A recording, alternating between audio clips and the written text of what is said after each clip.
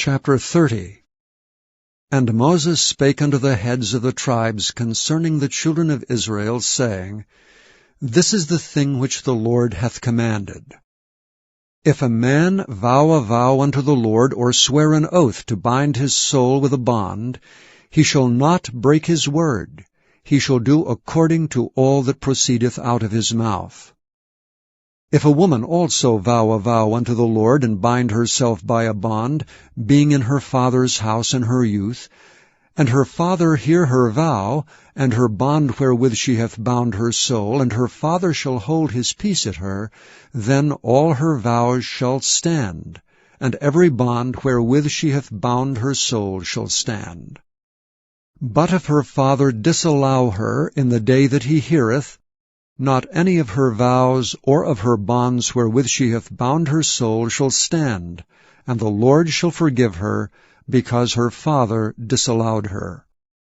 And if she had at all an husband, when she vowed, or uttered aught out of her lips, wherewith she bound her soul, and her husband heard it, and held his peace at her in the day that he heard it, then her vows shall stand, and her bonds wherewith she bound her soul shall stand. But if her husband disallowed her on the day that he heard it, then he shall make her vow which she vowed, and that which she uttered with her lips wherewith she bound her soul, of none effect, and the Lord shall forgive her. But every vow of a widow, and of her that is divorced, wherewith they have bound their souls, shall stand against her.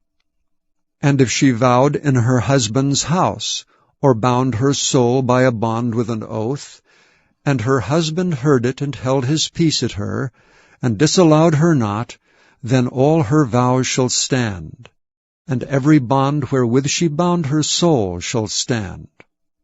But if her husband hath utterly made them void on the day he heard them, then whatsoever proceeded out of her lips concerning her vows, or concerning the bond of her soul, shall not stand.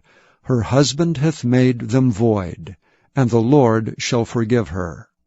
Every vow and every binding oath to afflict the soul, her husband may establish it, or her husband may make it void.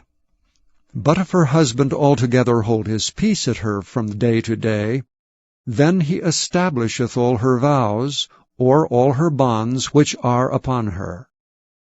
He confirmeth them, because he held his peace at her in the day that he heard them. But if he shall any ways make them void after that he hath heard them, then he shall bear her iniquity.